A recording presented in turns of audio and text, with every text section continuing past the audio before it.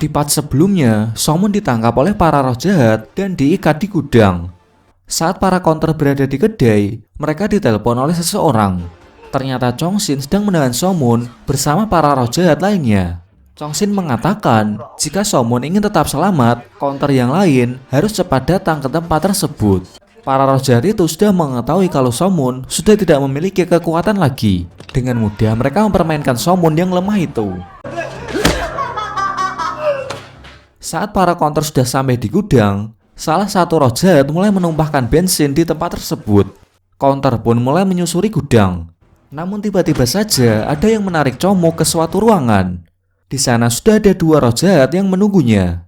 Motak dan Hana mencoba menyelamatkan Chomok, tapi tidak ada waktu lagi karena nyawa Somun juga sedang terancam.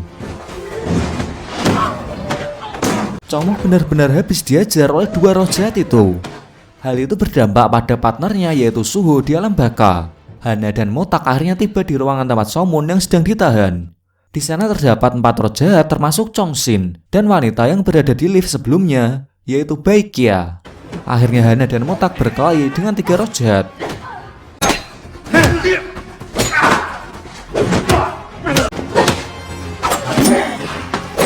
Sedangkan Chongsin hanya memperhatikan mereka di samping Somun. Untungnya Hana dan Motak masih bisa mengatasi 3 roh jahat tersebut. Chongsin membunuh salah satu anak buahnya untuk menambah kekuatannya. Pertarungan sengit di antara mereka pun tak terelakkan.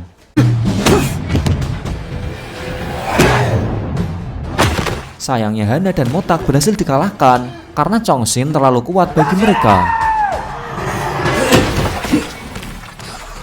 Entah kekuatan dari mana, tiba-tiba Somun bisa berkomunikasi dengan Wigen. Dia ingin menolong mereka semua dan berharap Wigen bisa masuk kembali ke tubuhnya.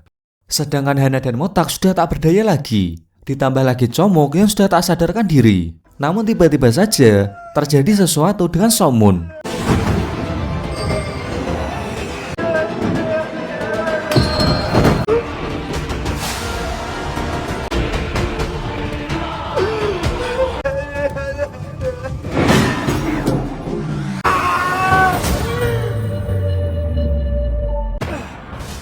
Alhasil kekuatan Somun pun kembali. Di luar gedung, wali kota Shin Myung dan rekannya mengira kalau para counter sudah mati. Tapi Somun berhasil menyelamatkan mereka semua berkat kekuatannya yang sudah kembali. Saat di rumah sakit, Chomok sudah terbaring tak sadarkan diri. Kondisinya pun sangatlah buruk. Somun pun dipanggil Wigen untuk pergi ke alam baka. Di sana inspektur alam baka mengumumkan kalau Somun resmi kembali sebagai counter.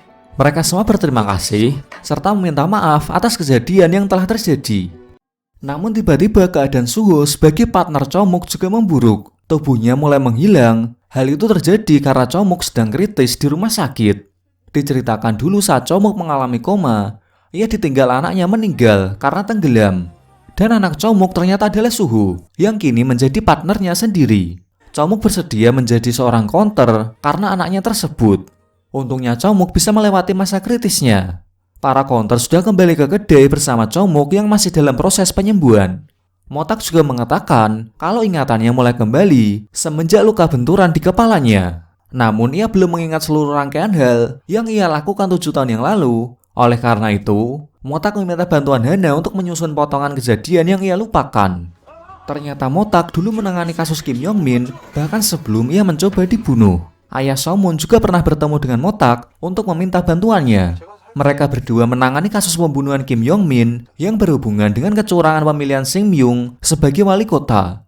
Sekarang Motak sudah mengingat semua hal tentang masa lalunya.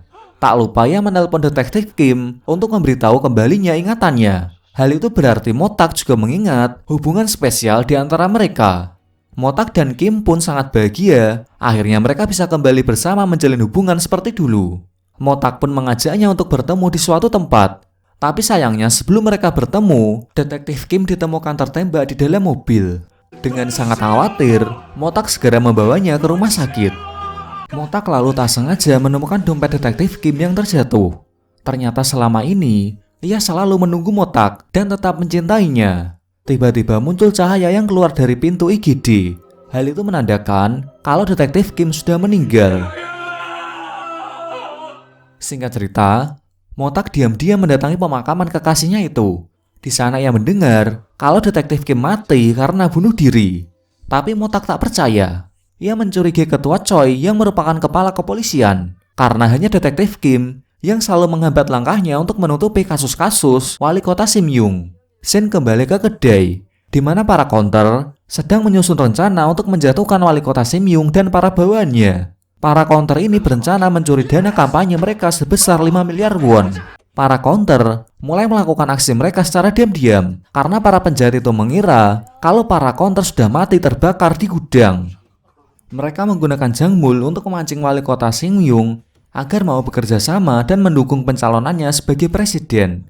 Salah satu rencana mereka yaitu memecah belah orang kepercayaan Simyung, mulai dari Hang Gyu dan Cho Tae-shin. Jangmul mengatakan agar mereka sama-sama berinvestasi 5 miliar won jika sang wali kota ingin Jangmul mendukung kampanyenya sebagai presiden. Tanpa berpikir panjang, sang wali kota langsung menelpon Cho Tae-shin untuk menyiapkan uang tersebut secara tunai. Disinilah aksi para counter kembali dimulai. Mereka mengikuti anak buah wali kota Simyung yang sedang mengambil uang dari berbagai bank. Mereka pun akhirnya berhasil mengambil semua uang di koper tersebut.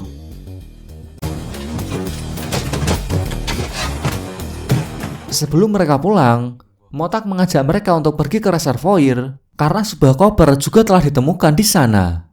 Ternyata Chang Kyu sedang mengambil koper berwarna kuning yang dikubur di reservoir tersebut. Diduga koper itu berisi jasad Kim Yong Min yang dibunuh oleh kakaknya yaitu Hang Gyu. Tas koper itu hampir saja akan dibakar oleh Chang Kyu. Untungnya Motak dan Somun datang lalu mengambil koper tersebut. Motak dan para counter lainnya berencana akan menyerahkan bukti itu ke kantor polisi. Shin beralih pada wali kota Simyung dan Jangmul di sebuah restoran. Mereka akan saling memberikan uang sebesar 5 miliar won. Namun saat Simyung membuka koper miliknya, betapa terkejutnya ketika melihat isi koper tersebut hanyalah air mineral. Wali kota Simyung sangat marah pada Cho Tae-shin. Mereka juga memberi hukuman pada anak buah lainnya atas kehilangan uang tersebut. Setelah disadari, mereka pun mengira kalau ini semua adalah ulah dari Motak dan teman-temannya yang masih hidup. Di kedai, Motak mendapatkan telepon dari kantor kepolisian. Ternyata jasad di koper itu adalah Kim Yong Min dan terdapat juga sidik jari pembunuhnya. Berdasarkan bukti tersebut, akhirnya wali kota Simyung dan Hang Gyu ditangkap polisi. Sementara itu, Chong Shin bersama kedua teman roh jahatnya terus melarikan diri dan bersembunyi. Mereka berencana akan pergi ke luar negeri, tapi sebelum itu, ia mendatangi sebuah panti asuhan.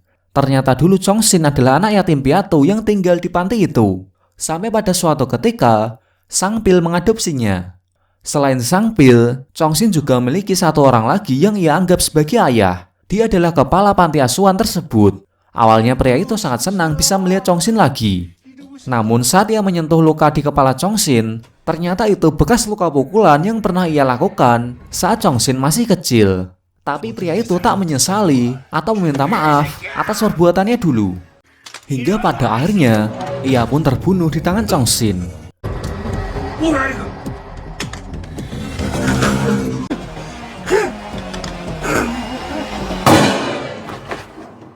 Shin beralih ke kedai. Para counter melihat berita kalau Chong Shin dan teman lainnya terus membunuh orang.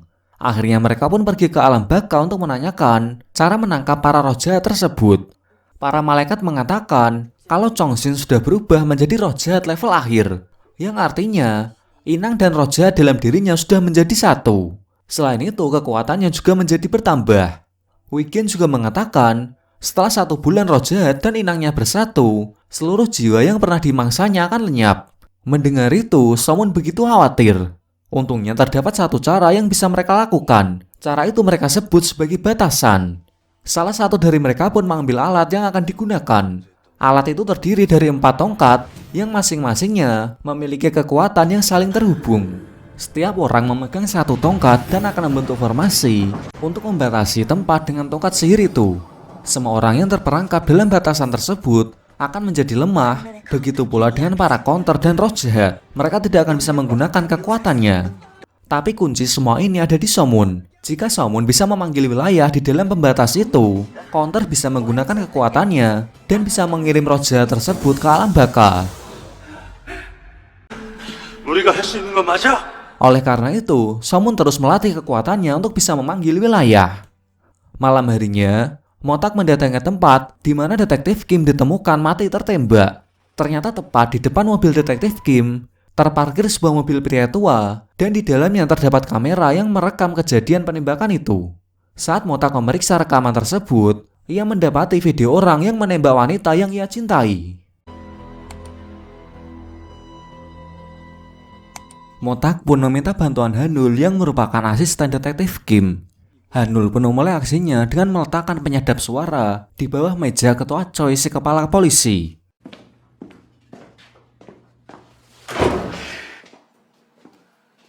뭐해 이 새끼야 따라오라니까. Dengan bukti rekaman tersebut, akhirnya ketua Choi dan satu rekannya ditangkap saat itu juga. Motak yang berada di kantor polisi langsung mendatangi ketua Choi dan menanyakan kenapa ia bisa membunuh wanita yang sangat berarti di hidupnya.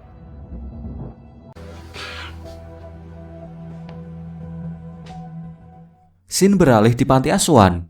Kala itu Chong Shin sedang memperhatikan para anak-anak panti yang sedang bermain.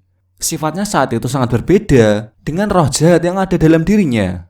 Bahkan saat seorang anak menghampirinya, ia terlihat sangat baik menjawab pertanyaan anak itu. Saat hendak dalam perjalanan pulang, ia mendapatkan bayangan roh jahat yang akan membunuh seorang anak kecil. Ternyata pria itu adalah seorang roh jahat yang sedang bersama Chong Shin. Ia hendak memakan jiwa salah satu anak kecil yang berada di panti asuhan.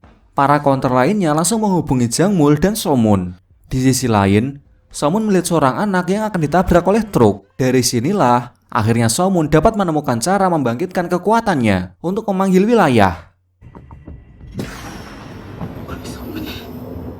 Shin kembali ke roh jahat yang hendak membunuh anak kecil di panti asuhan.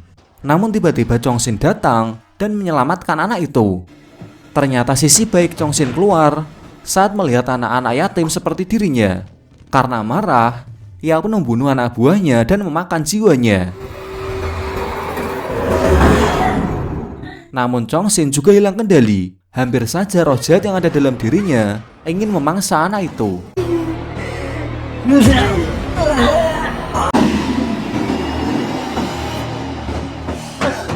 Singkat cerita, para counter telah sampai di panti asuhan. Ternyata Chong Shin dan Baekhyun berencana pergi malam itu juga.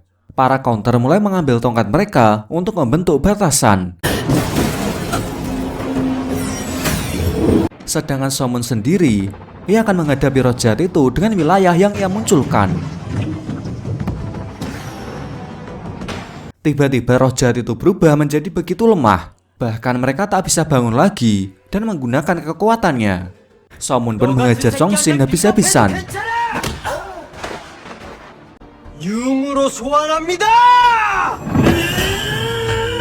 Saat Somun sedikit lagi akan memanggil roh jahat dalam diri Chong Shin, tiba-tiba seorang anak kecil menghentikan Somun dan terus memohon kepadanya untuk berhenti. Chong Shin pun memanfaatkan kesempatan itu untuk mengambil pistol dan mengarahkannya kepada Somun. Tapi ia tidak jadi menembakkannya. Ia mengarahkan pistol tersebut pada kepalanya sendiri dan mengatakan bahwa jika ia mati, jiwa orang tua Somun akan ikut lenyap selamanya.